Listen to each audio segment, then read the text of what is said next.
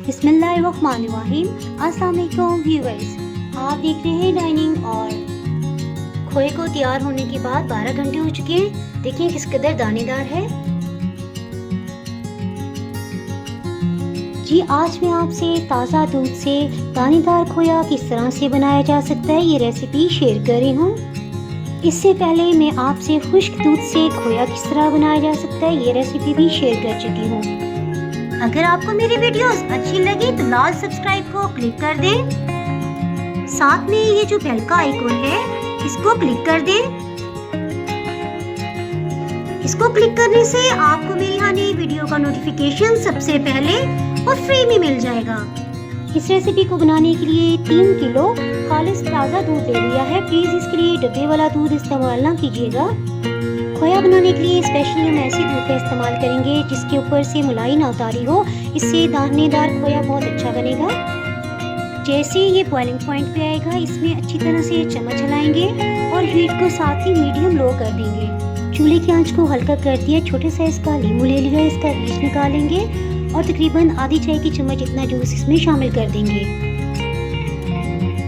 इसमें लीमू का रस थोड़ा थोड़ा करके शामिल करेंगे क्योंकि अभी तक दूध नहीं फटा है। ज़्यादा मिकदार में लीमू का रस एकदम से नहीं डालेंगे ताकि दूध खट्टा ना हो। हीट को मीडियम कर दिया। ये देखिए अब आहिस्ता आहिस्ता दूध फटने लग गया है। इसमें 3 खाने वाले चम्मच लीमू का रस शामिल किया है। लीमू का रस थोड़ा थोड़ा करके शामिल करेंगे, एकदम से नहीं करेंगे। अब जैसे ये फटने लग जाएगा अब इसमें चम्मच नहीं हिलाएंगे ताकि मोटा दाना तैयार हो। इसमें ये एहतियात करनी है कि अगर आप एकदम से बहुत सारा लीमू का रस डाल देंगे तो इसका जायका खट्टा हो जाएगा, क्योंकि इसका जो पानी है हमने इसके अंदर ही इसको खुश्क करना है ताकि खोए की मुकम्मल ग़िज़ाइयत हमारी फैमिली को मिल सके। तो अगर लीमू का रस ज़्यादा मिकदार में डल गया तो ये खट्टा हो जाएगा और खोया बेकार हो जाएगा। इसी दरमियानी आंच पे ही पकाते रहेंगे। इसमें एक स्पेशल ट्रिक इस्तेमाल की है। ये देखिए इसमें दाना भी कितना मोटा है,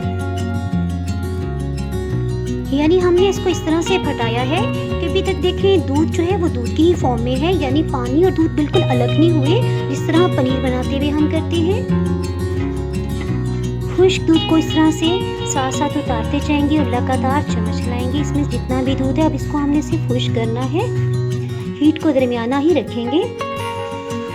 अल्हम्दुलिल्लाह खोया तैयार हो गया है। इसको निकाल लेंगे, हीट को ऑफ कर देंगे। गर्मा गर्म खोए को ऊपर से कवर नहीं करेंगे बल्कि इसमें अच्छी तरह स्टीम निकलने देंगे और रात भर इसको जाली वाले किसी भी ढक्कन से कवर करके पड़ा रहने देंगे। जैसे जैसे हवा लगेगी ये बिल्कुल खुश्क हो जाएगा और बिल्कुल दानेदार फॉर्म में आ जाएगा। रात भर के लिए खोए को इसी तरह से छोड़ दिया था और फैला के रख दिया था। 1-2 दफ़ा इसको ऊपर नीचे कर दिया था ताकि इसमें से एयर पास हो और इसमें से नमी खुश्क हो। देखिए किस कदर दानेदार खोया बना है। खोए को तैयार होने के बाद 12 घंटे हो चुके हैं। देखिए किस कदर दानेदार है। कदर खालिस दूध से तैयार किया हुआ खोया आपको बाजार से भी नहीं मिल सकता। अगर आपने मेरा चैनल अभी तक सब्सक्राइब नहीं किया तो चैनल को सब्सक्राइब कर दें और बेल आइकन जरूर प्रेस कीजिएगा ताकि आपको मेरी आने वाली वीडियो का नोटिफिकेशन सबसे पहले मिल सके। रेसिपी को लाइक और शेयर करना ना भूलिएगा। दुआओं में याद रखिएगा। इसके साथ ही मैं इजाज़त चाहती हूँ। अल्लाह हाफिज़।